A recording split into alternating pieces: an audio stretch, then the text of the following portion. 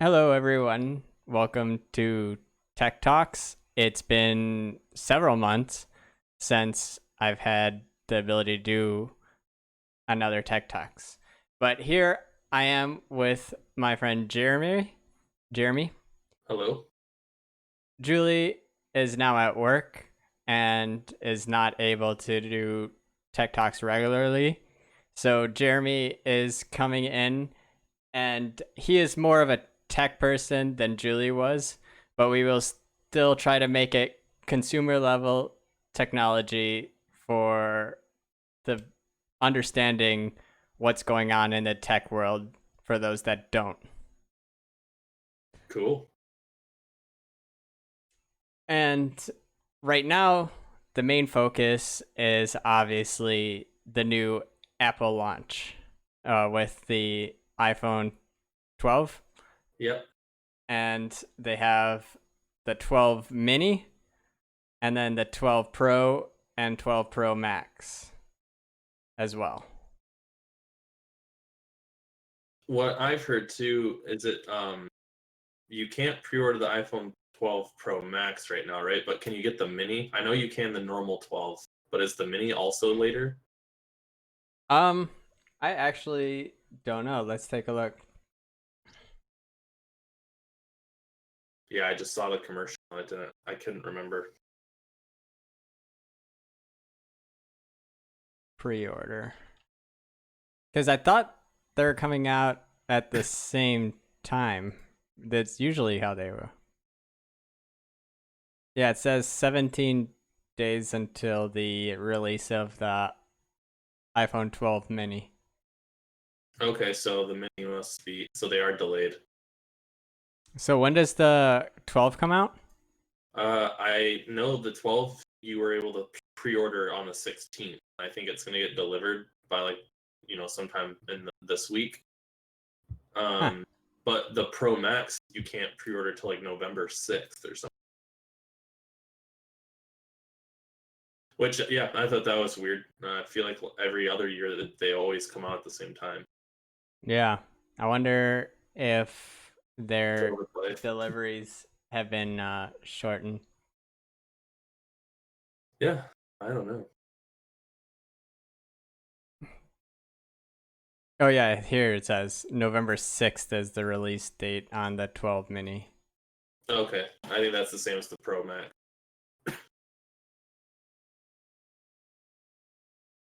And this was October 23rd. Yeah, it's the iPhone 12. Huh, that's weird. And not a whole lot of changes with the new iPhone 12, right? Like they updated the design to be more like the new iPad Pros, where it's a bit boxier. Um, they upgraded the camera a bit, but the screen hasn't been that upgraded, right?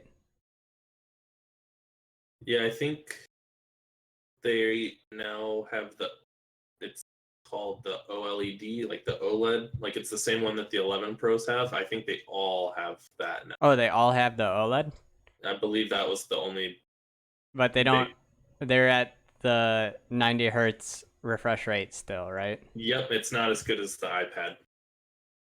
Like the iPad Pro's the 140, whatever it is, the one, uh, is it 144 or 120 hertz? Yeah, I think it's 120. That's Yeah. interesting that they are now the OLED.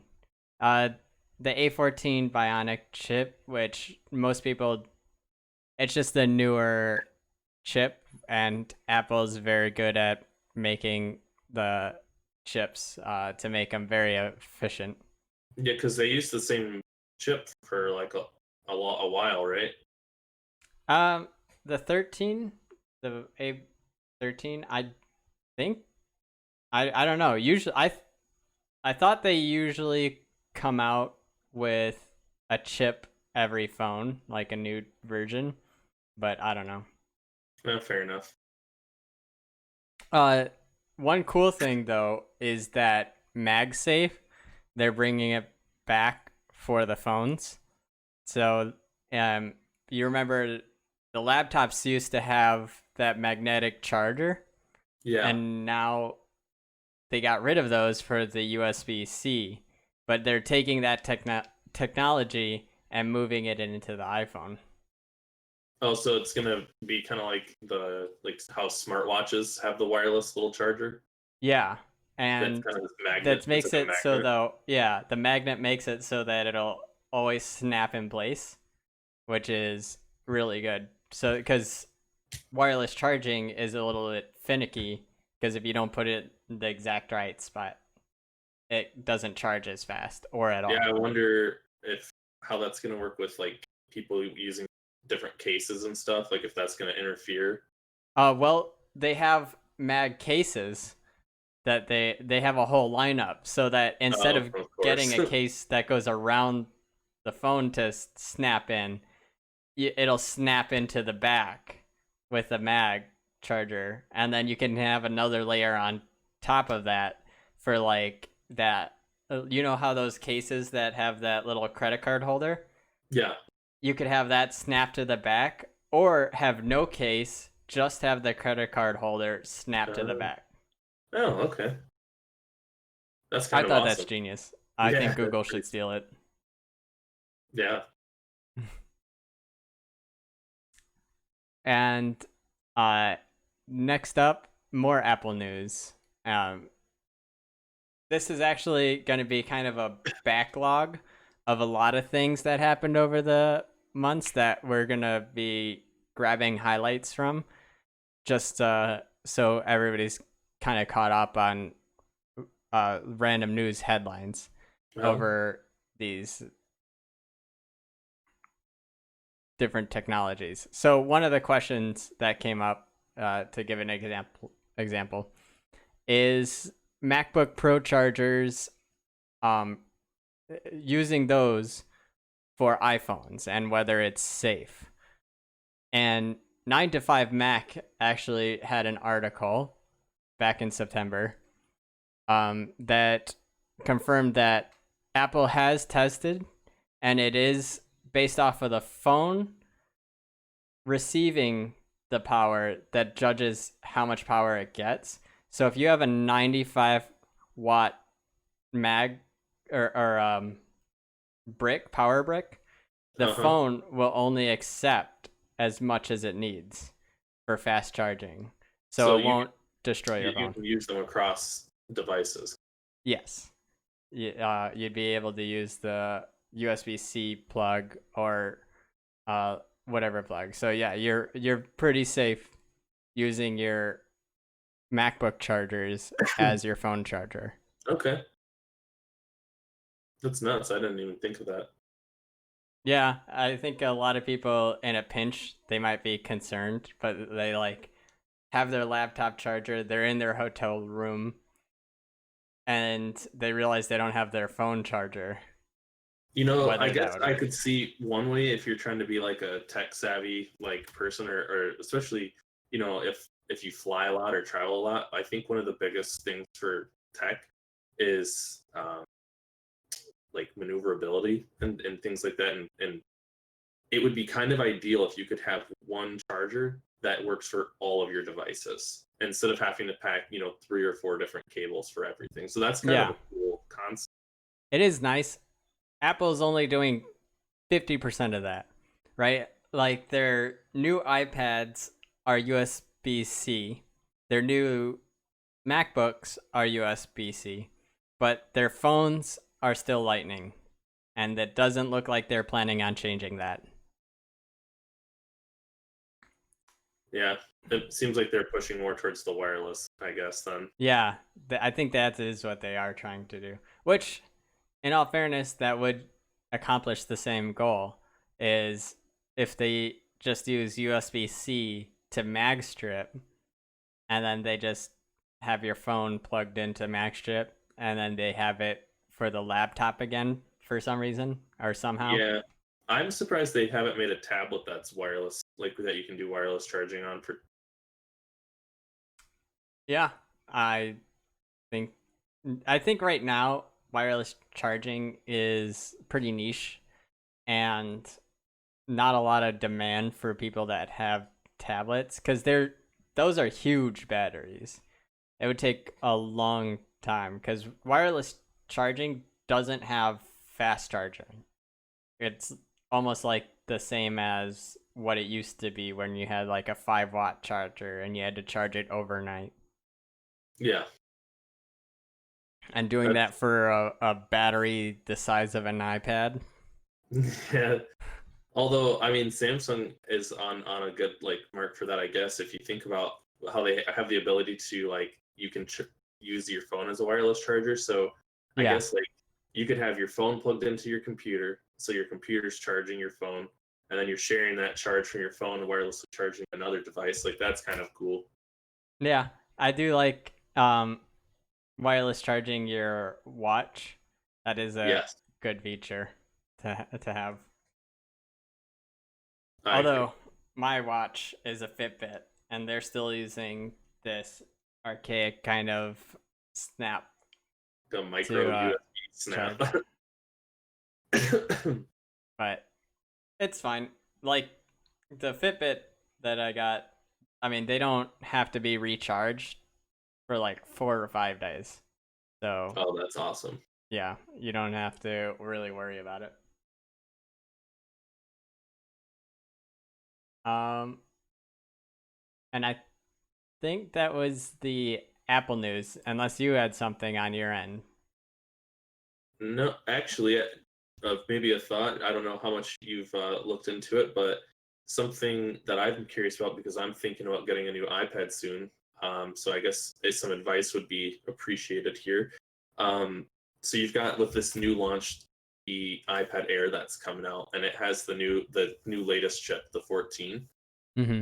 and then it has the same screen as the iPad Pros now, but I believe it's I think a gig less of RAM, but it can also use like the Apple Pencil 2 and all this other stuff. So it's basically the iPad Pro, except it's missing some of the like AR. I can't remember some type of sensors in the camera that help with AR. That's Which really the only you're downside. talking about the camera or the Yeah. iPhone? Nope. It's for on the iPad Air and the iPad Pro. The Oh, Pros yeah, have yeah, it. yeah, yeah. iPad Pro, yeah. Yep. And versus But Air. basically, I'm trying to decide if it makes sense now to get the iPad Air, which is like $200 less than the Pro, because as far as like the artwork and using the pencils, and it has the same refresh rate as the iPad Pros and all of that, it's really, and then it has the new chipset. But is the Pro so much better that it's worth taking like, which it only came out in March, so I don't know. My struggle there is basically which iPad should I get? Okay, 1 second. iPad Air, that's third generation? Yep, I believe so. And then iPad Pro 11-inch, I guess would be. Yep, 2020. I think it came out in March.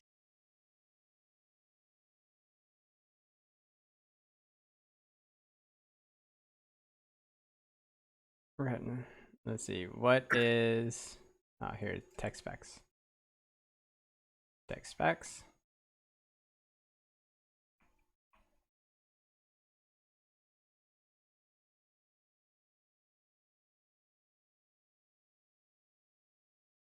All right.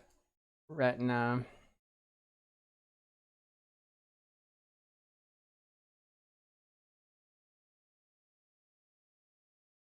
Okay. So the chipset is actually different. Yep. Um, they have the A14 chipset in the iPad Air, which is the same as the phone, Yep, the new 12s.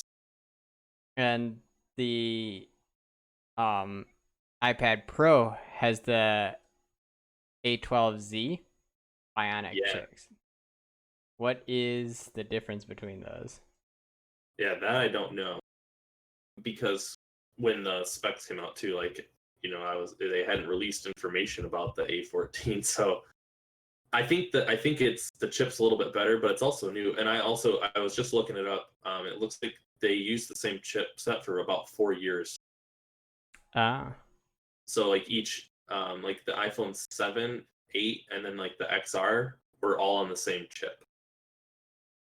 So the iPad Air actually has the newer chipset, the Yep. newer 14-bit. So that's like the new gen.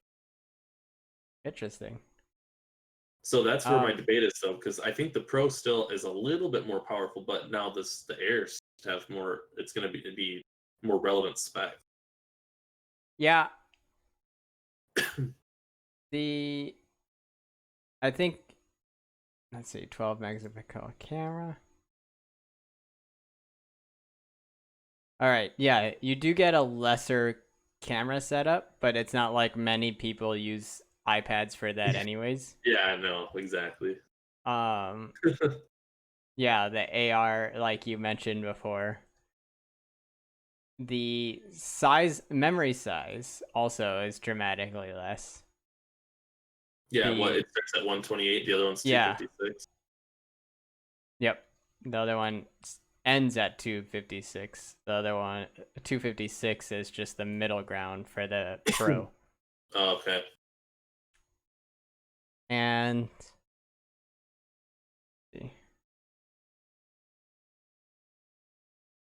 they both USB-C. Yes, Yeah. I think so. Yeah, they're basically identical except the Mhm. Pro, I believe, had a few features like mainly camera related, but I think it still has more RAM. But I think the new processor on the Air makes it just maybe the better choice.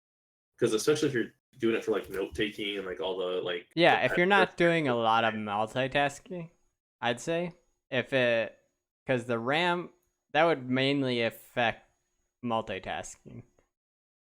And if you're not doing a ton of that and you're just sticking to one or two apps, Because then it'll be able to handle, like, I think if you just have Photoshop open, like it's going to be able to handle that. I think, especially with the new chipset.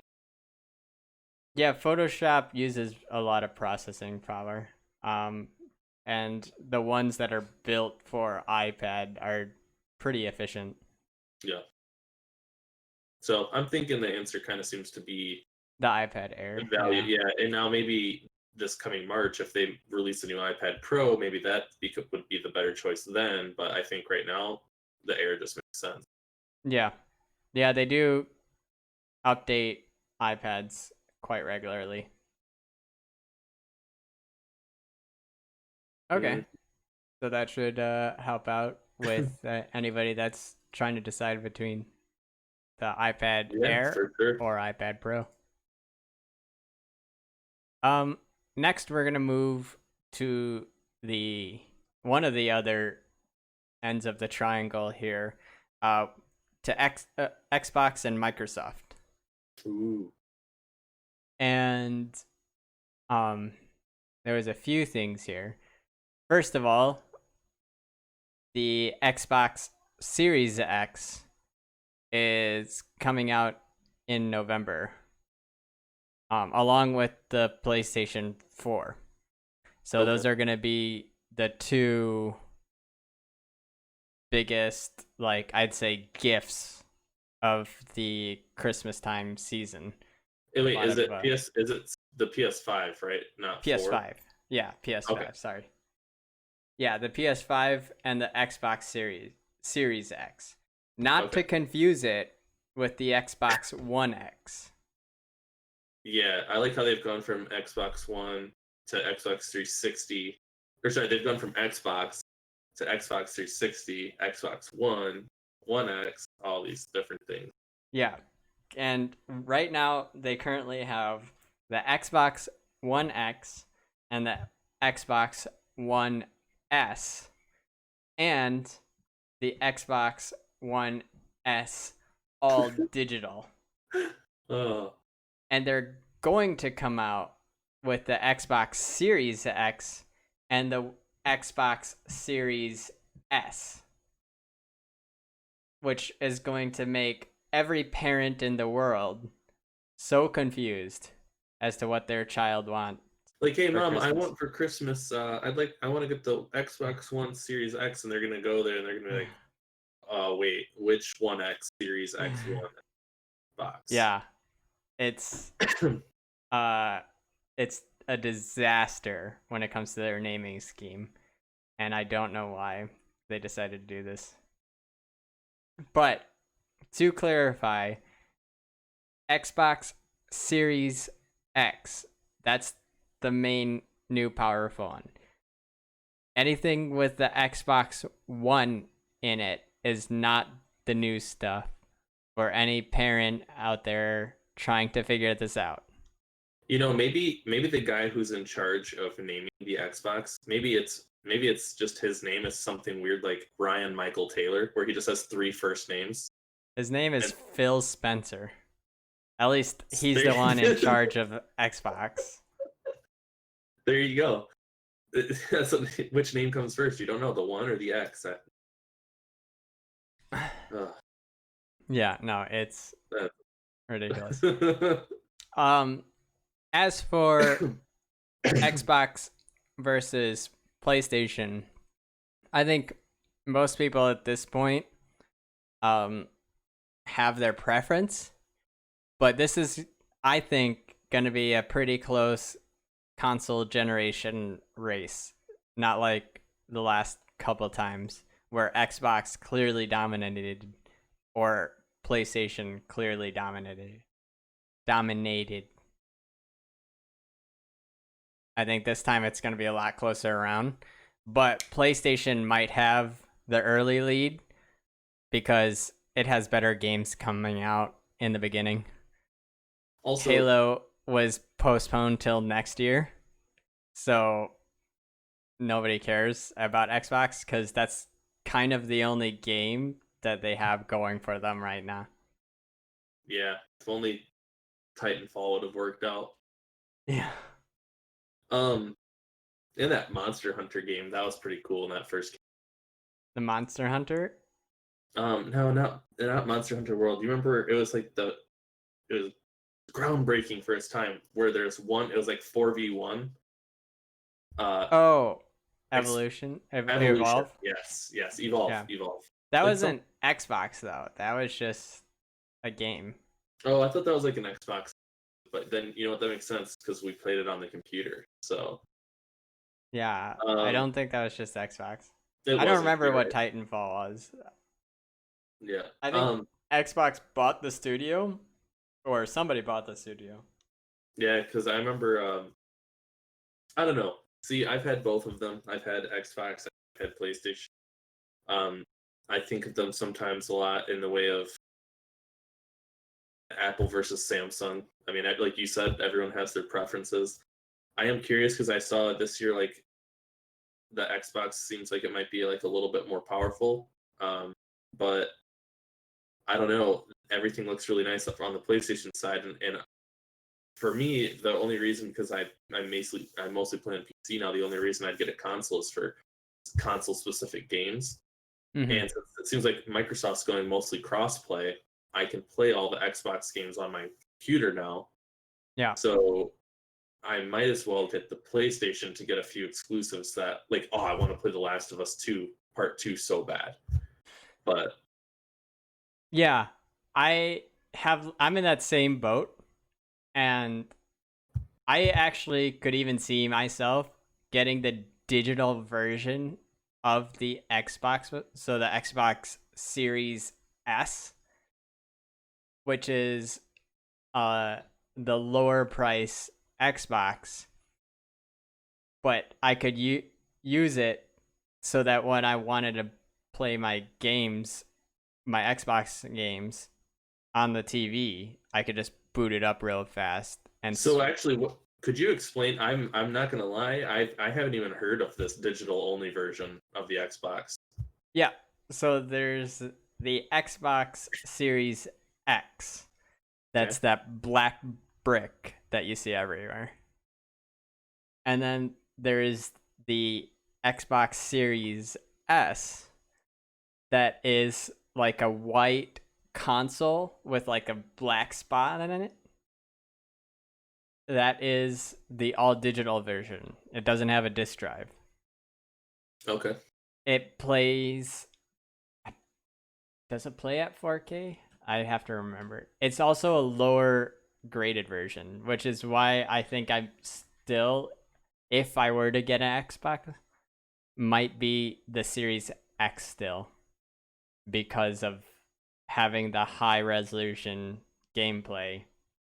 And that way I could turn my Xbox into the gaming machine when I'm playing Xbox games and then Yeah. streaming it on my computer. And I could stream it at like 1440p or 4K Okay. because the Xbox is the one playing the game. Which system is more backwards compatible right now? Is it Xbox or?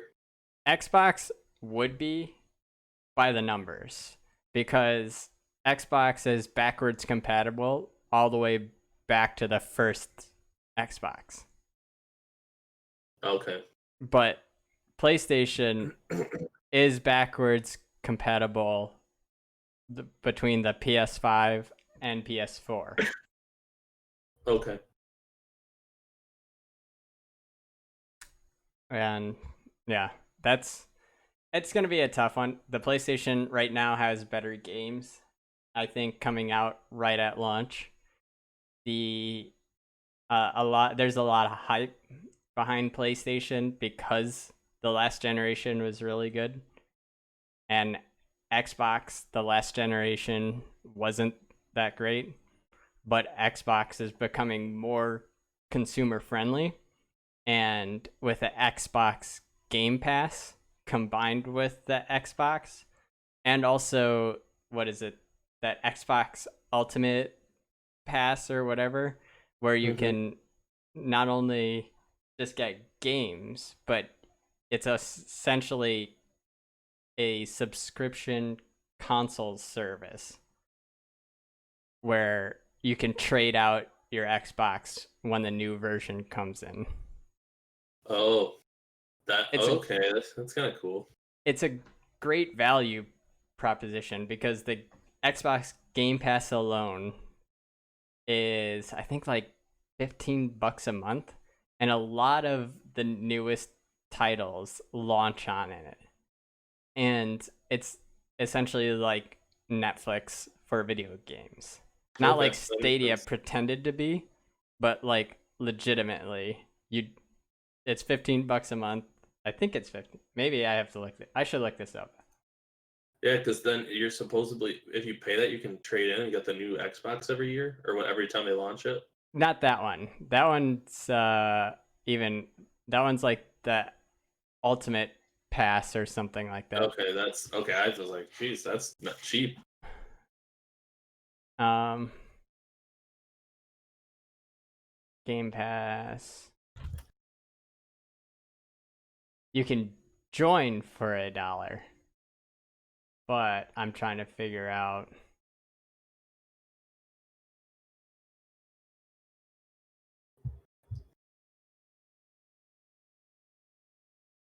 Okay.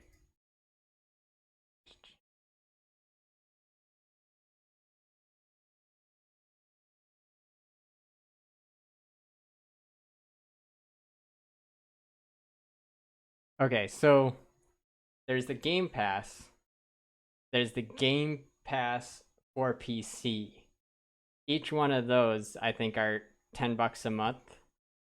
But if you get the Game Pass Ultimate, that's $15 a month, and you get the Game Pass for both Xbox and PC. Now, there is Oh, okay. another plan that I don't think.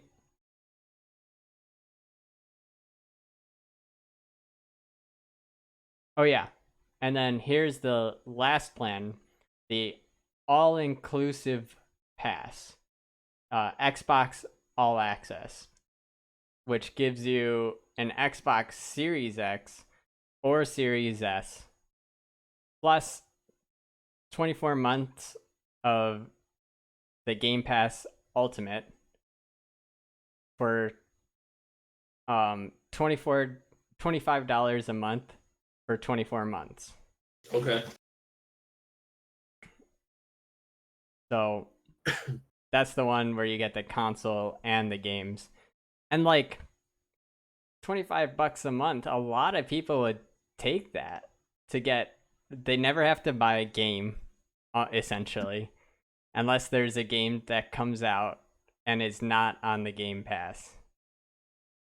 Because like, how much did the new consoles cost for Xbox? The new consoles are, I think, 500, 600. So because $25 a month for 24 months, that ends up being $600. Yeah. So I mean, so you spend an extra $100 and you get the new console without having to pay 500 up front for it. You know, it's split up over 2 years. Then you end up only paying $100. So I mean, that's like a 20% interest rate. You know, so okay, it's basically you put it on a credit card and pay it off over 2 years. But then you also get the benefit of you don't. For those Let's say years, you get, yeah, for those the, years. Let's say you, even if you only got 2 games in a 2-year time period. Let's say your normal AAA game $60. That's $120. You just saved $20. and the back catalog of the Game Pass is already huge. And they're adding the Master Chief Collection onto there. So here's my thing then, as a consumer, I would be, if you were putting it up, let's say I didn't care about any exclusivity aside. If I didn't care about the game, the game exclusives, I would by default pick Xbox because I would get the console and 2 games. Basically, I get the console and 2 games for the cost of, one console just split up over 2 years. So I mean, like, that's insane. Like, what? That's value wise, automatically that wins every way, unless PlayStation offers something similar. But that is where Xbox has PlayStation by the throat. Is they have this insanely good deal at the Xbox Game Pass. You don't even have to have an Xbox to benefit from having the Xbox Game Pass. And if you do get the all access, it's a great deal. And I mean, that's if you buy 10 Microsoft games in a year or throughout that 2 years, so 5 games a year, that pays for itself there. Yeah. And Microsoft has Windows, and they're now utilizing it as a game system itself. So they don't even need all their sales on the Xbox to get their game sales up. On top of that, they're buying up developers like it's going out of style.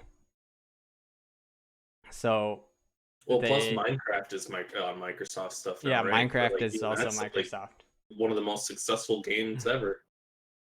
So, I don't know if PlayStation 5 in the long run is going to beat out the Xbox this generation, because PlayStation 5, I think in the beginning, because of the hype it has, people will get that. It looks nice. Yeah, it looks nice.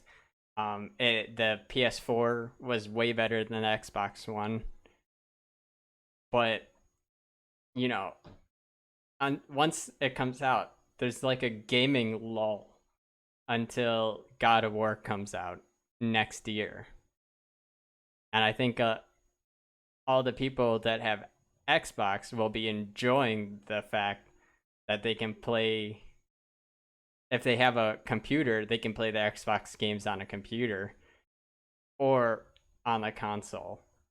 And Xbox has that streaming service as well, that if you combine with the Game Pass, is like what Stadia promised it would be, was Netflix for your gaming.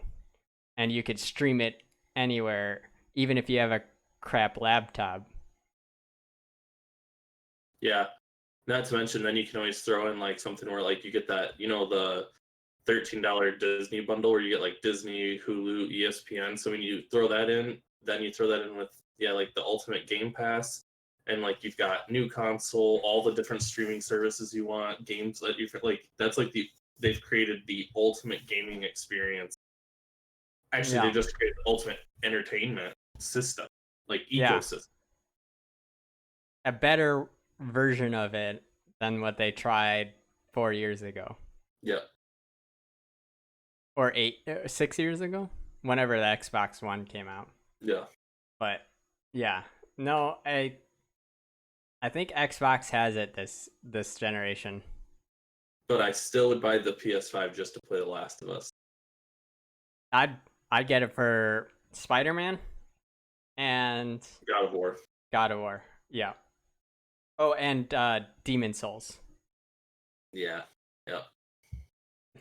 Those are.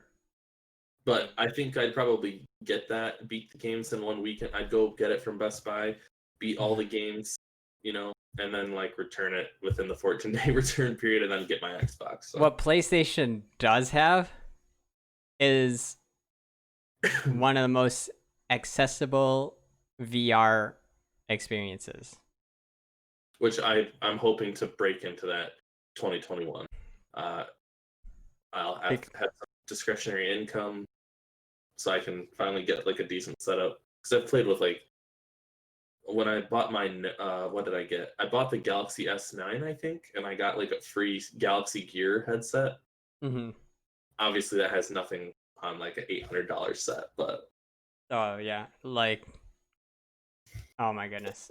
like your vibe. Well, we're actually gonna go into it because we have 2 bit of VR. We'll finish off the PlayStation, saying that the PSVR very great for people that want to dip their toes into VR and don't have a computer, but they have a PlayStation. Very good experience, and a lot of fun. They just came out with the Star Wars Rogue Squadron that is also VR compatible. Super good. I want to get it. I want to get it. Yeah. If you have a PC though, the new news is the Oculus Quest 2. Now, for a while, PlayStation, I'd say, was the best cheap VR that you could get, but that was still a $300-$400 console plus another $200 add-on. Yeah. So that's still quite expensive. They originally had the Oculus Quest at about $400, but now the Oculus Quest 2, the next generation of that, is a lot.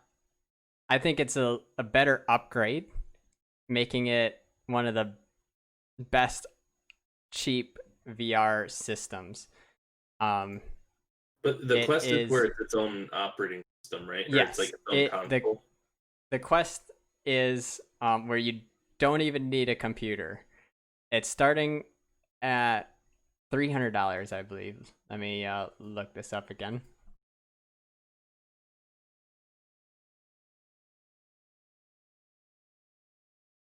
Oculus Quest 2.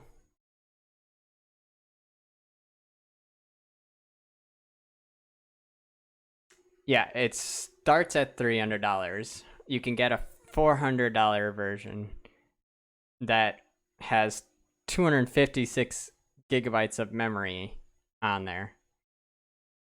And you don't need a PC. High quality VR where you can play top notch VR games. On top of that, it does have the ability to connect to a PC to get even better VR games. So, are those games though that you're playing on there like? It seems limited because it's like not like a console. So like, can you get games like the Star Wars Squadron on or like all those cool VR games, or play like Payday, or is it like it has its own app store of game?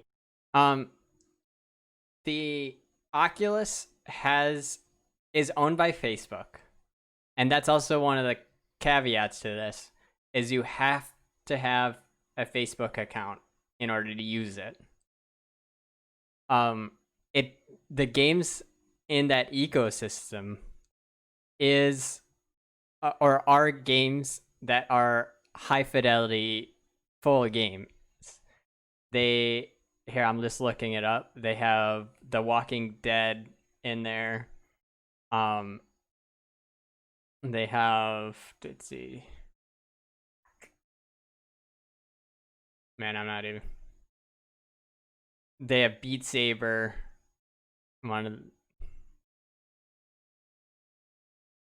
Things like VR chat are there. Arizona Sunshine.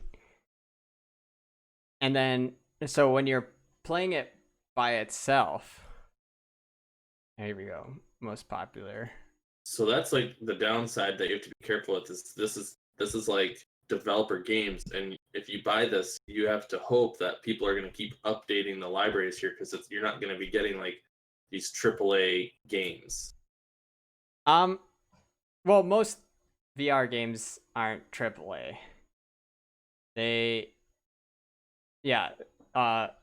There's not very many AAA VR games. Most of the time, when VR has a AAA game, that's actually a side effect of their main game. I guess I mean more like you're not going to be playing. I'm assuming on the Quest 2, like you can't like play Payday or Skyrim.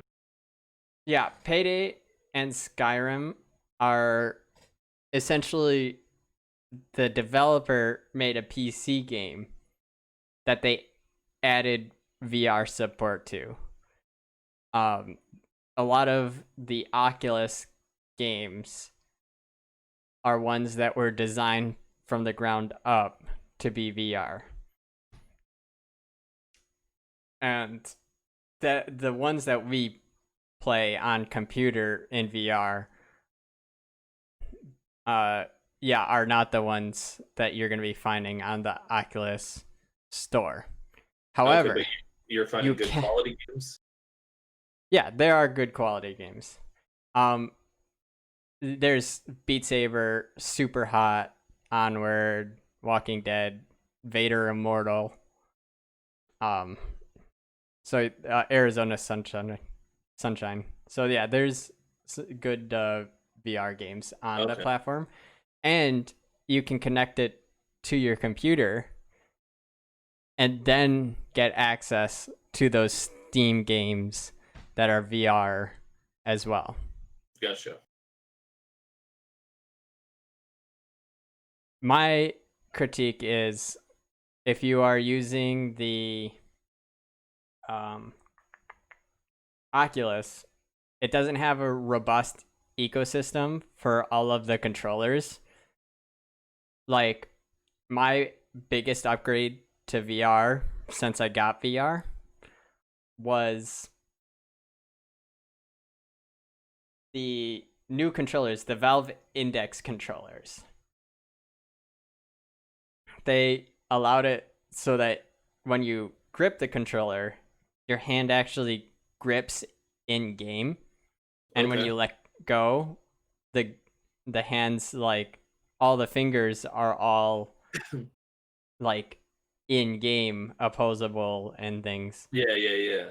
And that made playing VR 10 times better. Like, it was better than getting a new headset. Yeah, because I mean, one of the biggest things in video games are like that bugged me, especially where it's games where you can pick stuff up, is when you can't pick stuff up. Like, I've always imagined, like, if I could just move my fingers in the game, I could do so much more. Oh yeah, and that's what's so fun about VR is a lot of things that you're like, but is this gonna work? Because you have that video game mind where you're like, most video games won't let you do this. For instance, one of the typical ones, you have a gun, you run out of ammo, so you just whack them with the gun. And more often than not, most games, that person gets hit by the gun and knocked down, and it's just satisfying. Yeah.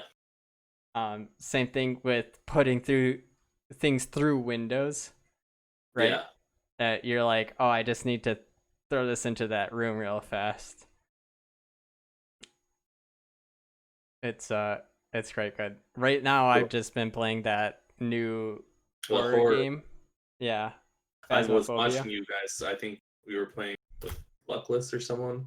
Yeah, It was pretty funny watching that. yeah, it's heart pounding in VR.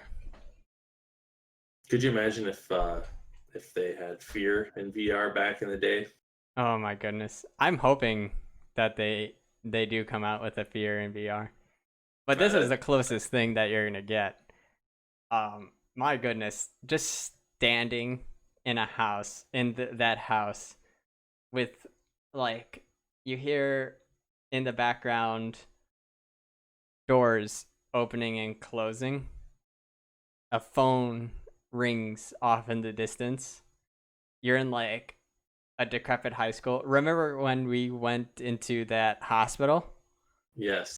Yeah. It was like that. Almost precisely. Oh man, that I couldn't imagine.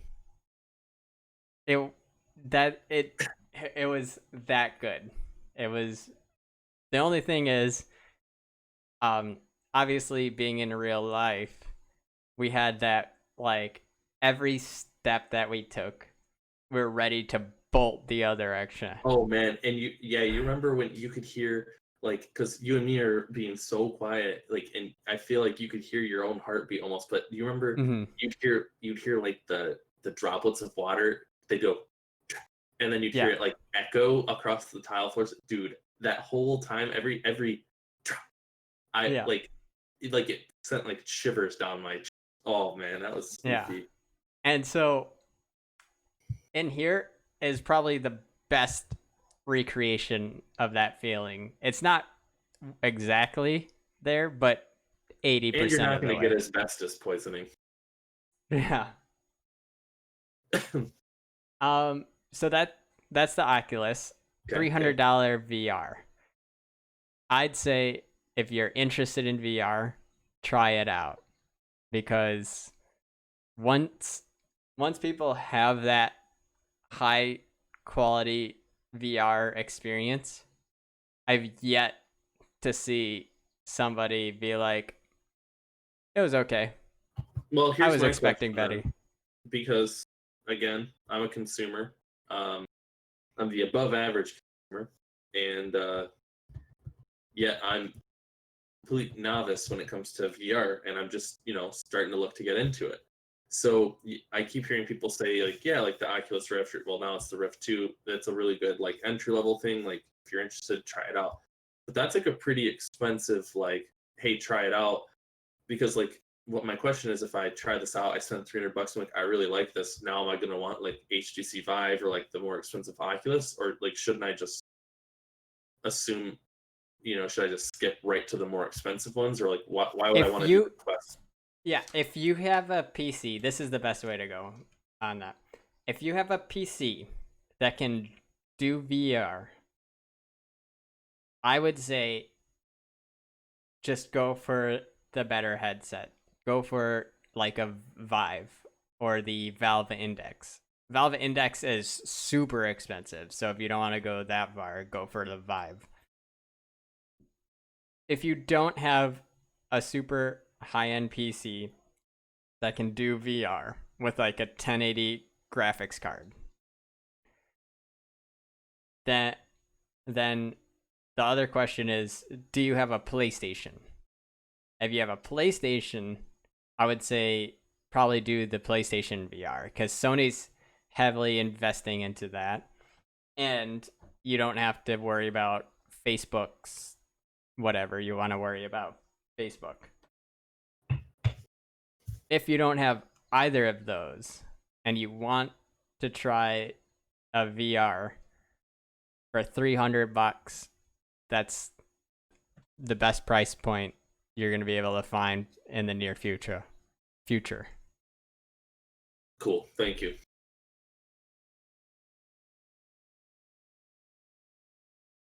All right. Moving on to the third part of the tech triangle, Google. And this is kind of a hybrid Google and Microsoft, where Google is now allowing, well, this has actually been true for a couple months now, you to edit Microsoft documents without having to convert them to Google Docs. Oh, wow. In their Google Drive. So I'm assuming though, if you do that though, the concept is, the Microsoft documents take up space. Like it goes against your total data that's on their cloud, right? Yeah. But that's pretty big though, I guess. That's kind of cool. Yeah, a lot of people hate converting back and forth between Google Docs and Microsoft because they'll get it in email, and the only way you can download a Google Doc is as a Microsoft Doc. Yep. So it makes sense that they finally added support to just edit it as a Microsoft Doc. Yeah, okay. Super useful. Anybody using Google Docs or I know right now a lot of people are in a position of needing new computers. Often they end up getting a Chromebook because those are the cheapest computers that are out right now. And then they realize that they can't do everything a Windows computer can do. And most of these people, they don't need to do everything a Windows computer can do. But everyone uses Office. Yeah, everyone uses Office. And this is good that Google allows them to just use Google Docs as if it was Office. Yeah, I mean, I think I knew what Microsoft Word was before I even fully understood what a computer was. Yeah. Like, I've been using that since I was I learned, we had probably some of the best computer high school and middle school literacy in the country when we were growing up. Yep. Because my girlfriend, Julie, she didn't have a computer class throughout her entire high school, middle school career. Really? Yeah. A lot of schools don't. Do you remember in Mr. Bell's class? Because that was when we met. Yeah. Do you remember we had to play that, like, the typing game? Yeah, the typing, they had you... I failed at it every time. Yeah, and you had to be able to type, like, so many words per second and stuff. Yeah. I never actually finished it. But, yeah, no, the fact that we had that, we had a class that goes over Word and Excel and all that. Most people don't. I didn't know that. Yeah, it's not just my girlfriend, it was also almost everybody I worked with. None of them knew how to use Excel. And this is in California too. All right, I will give you the one thing. Almost everyone I know doesn't. The only reason that I got as good at Excel as I did was simply from my past job working at cell phone repair shops, from doing our inventory.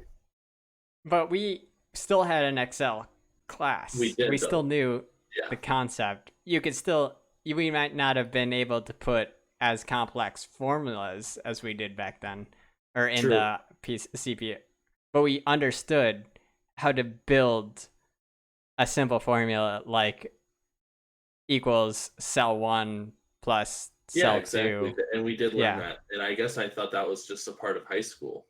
Yeah, but it's actually not that common right now. Well, props to the Wildcats for actually doing one thing right. Because we even had journalism class. Yeah, that's where I learned how to use like InDesign and other things. Yeah, we had a movie maker class where we did the Yep, Wildcat News yep. in both middle school and high school. Yes. And we I didn't had actually do it in high school though. um, we even had a web design class where you Yep, learned we did do that. Dreamweaver. Yep. Most schools, that's not an option. Huh. I didn't and we didn't go to a like a particularly like we did not go to a rich school. No, ours was it was hick country kind of school, but I guess they had their priorities straight. Yeah, it's also ironic. Like we came from such a small town where all they cared about is football, and you and me were like the two. We still don't care about sports, but it is ironic that I'm wearing a college football shirt. But that's just a hoodie I got one time, random. It's it is crazy. And but my girlfriend, at least, she comes from even a smaller town. There's like 5,000 people total. There's like Oh, 100 kids in her school. So that's nuts.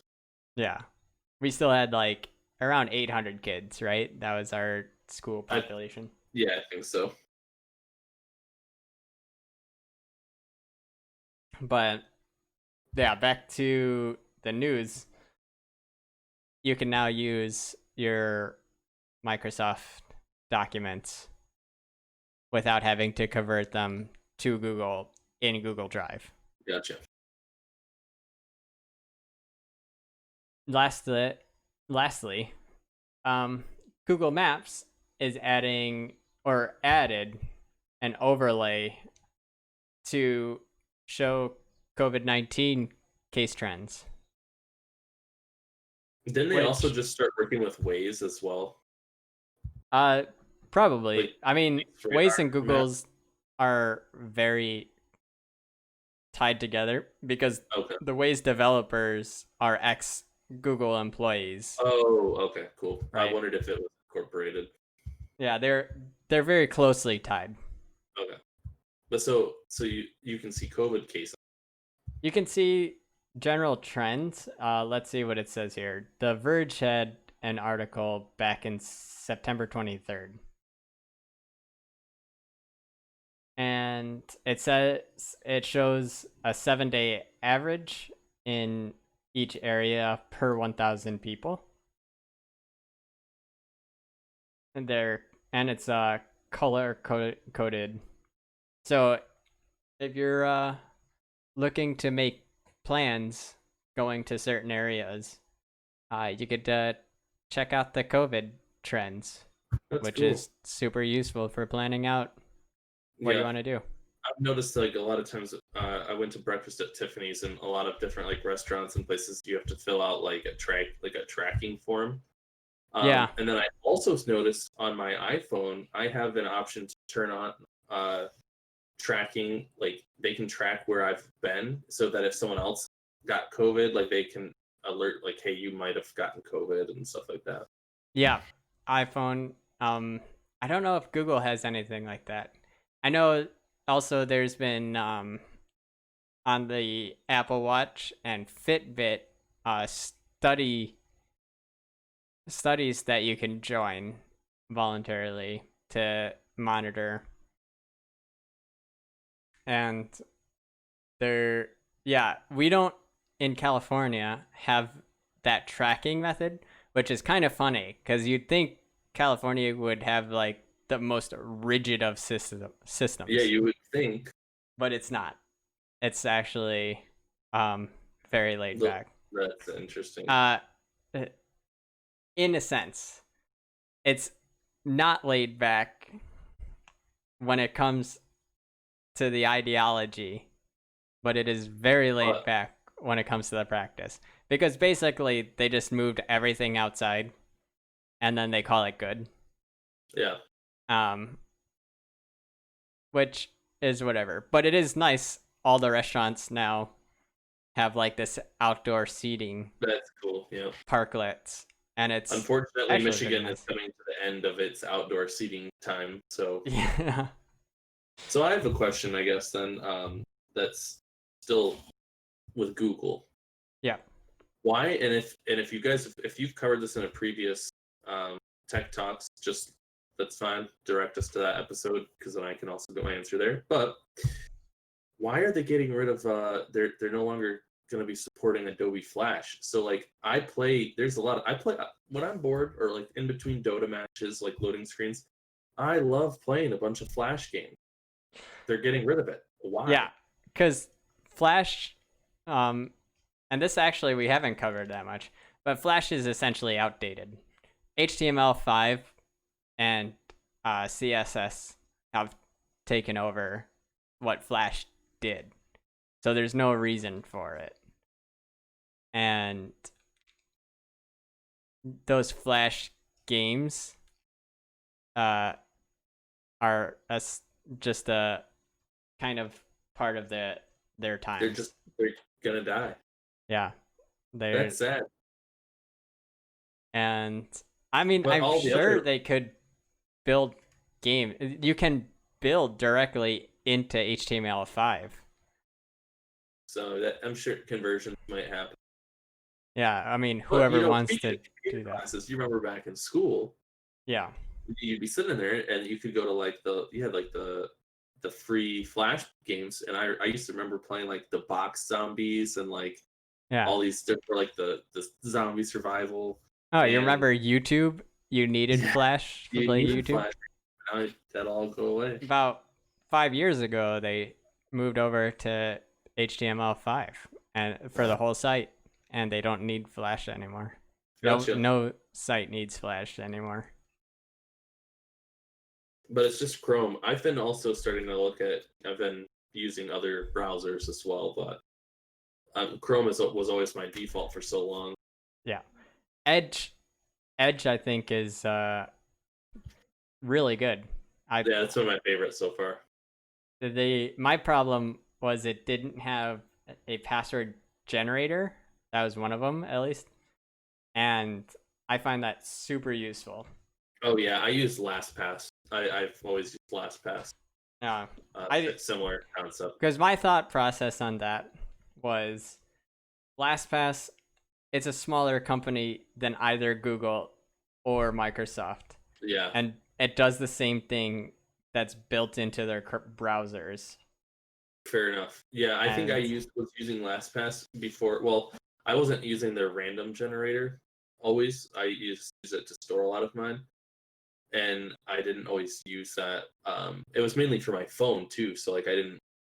Yeah, I used it for like apps and games and stuff. So mhm. I don't know. I use them both now.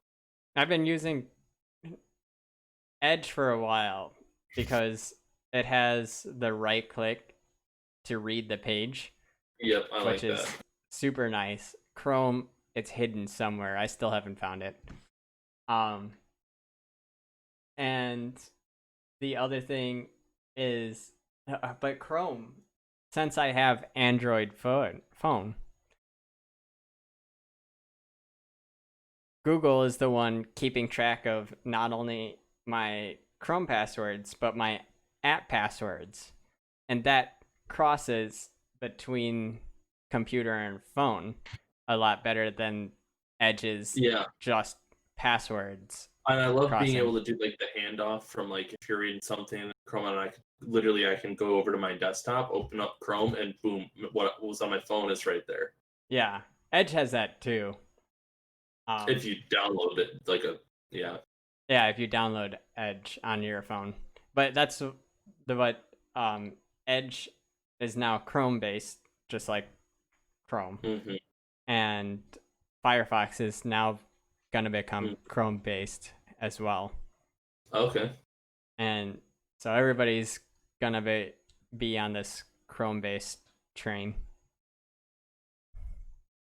So it's basically like Google writing the Android operating system, and everyone just puts their own skin on it.